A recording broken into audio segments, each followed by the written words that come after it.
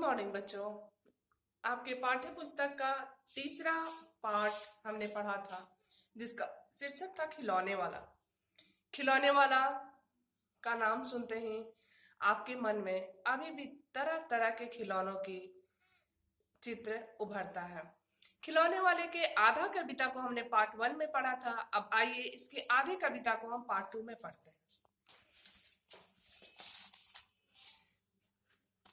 तुम सोचोगी मैं ले लूंगा तोता बिल्ली मोटर रेल, पर माँ यह मैं कभी न लूंगा, ये तो है बच्चों का खेल। बच्चा कहता है कि माँ, तुम सोचती हो कि मैं तोता मोटर रेल या बिल्ली खरीद लूंगा, पर मैं सब कभी नहीं खरीदूंगा क्योंकि ये तो बच्चों का खेल है।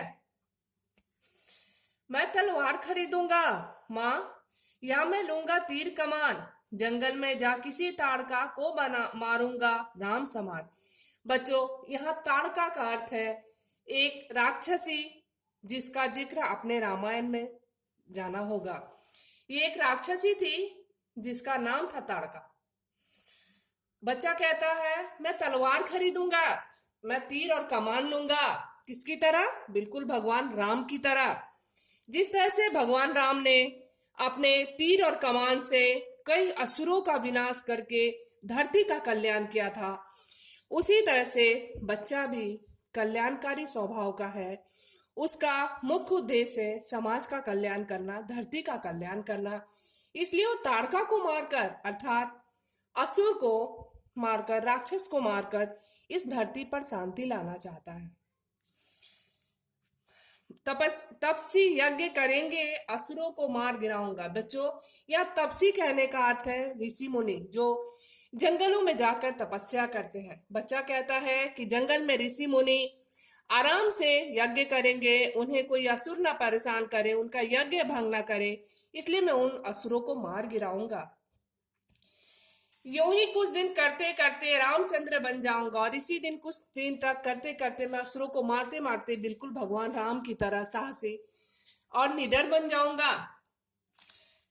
यही रहूंगा कौशल्या में, तुमको यही बनाऊंगा। कहता है कि मैं यहीं इसी धरती पर वन में नहीं जाऊंगा, मैं यहीं रह करके राम बन जाऊंगा, और माँ तुम्हें कौशल्या बनाऊंगा।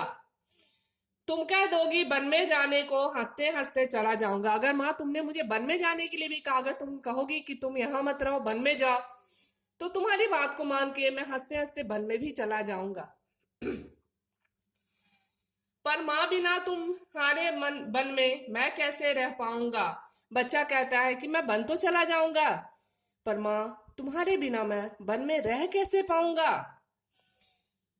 दिन भर घूमूंगा जंगल में, लौट कहाँ पर आऊंगा। मैं दिन भर तो जंगल में घूम लूंगा, लेकिन लौट के आऊंगा तो कहाँ आऊंगा माँ, क्योंकि तुम नहीं रहोगी, तुम्हारा प्यार नहीं रहेगा, तुम्हारा ममता का वो छांव नहीं रहेगा, तुम्हारा ममता का वो आंचल नहीं रहूंगा, तो मैं लौट के किसके पास आऊंगा। किससे लूंगा पैसे, रूठूंगा तो कौन मनाएगा। मैं किससे पैसे मांगूंगा खिलौने खरीदने के लिए, और मैं जब रूठूंगा, नाराज होऊंगा, तो मुझे कौन मनाएगा माँ। लोरियां सुन के, कहानी सुना के, पैसे दे के मुझे कौन मनाएगा। क्योंकि बच्चों, आप जब रूठते हैं तो मिठाई देके, नई नई तरह के खाना बनाकर, प्यार कर, पुचकार कर माँ ही आपको दुलारती और मनाती है। कौन प्यार से बिठा गोद में मनचाही चीजें देगा। बच्चा कहता है कि गोद में बिठाकर मेरी मनचाही चीजें मुझे कौन देगा। बच्चों, इस कविता की लेखिका सुभद्रा कुमारी चौहान जी है। किसी भी कविता को पढ़ते तो बच्चों मैं चाहूंगी कि आप कविता के शीर्षक के साथ साथ इसके कवि या कवित्री का नाम भी याद रखें, क्योंकि इससे संबंधित 1 नंबर का एडिशनल क्वेश्चन आपके सभी पाठों से रहता है। इसलिए अगर आप इसे याद कर लेते हैं तो भविष्य में एडिशनल क्वेश्चन में आपको बहुत ज्यादा सुविधा मिलेगा। अब आइए कुछ शब्दार्थ को जाने। आपने जो कविता पढ़ा, कविता से संबंधित कुछ शब्दार्थ उसे जाने। असुर राक्षस, एक प्रकार की जनजाति है। ताड़का रामायण की एक राक्षसी का नाम। तपसी यानी तपस्या करने वाले। कौन बच्चों? तपस्या करने वाला कौन होता है? ऋषि मुनि, जो जंगल में जाके तपस्या करते हैं। जंगल, वन।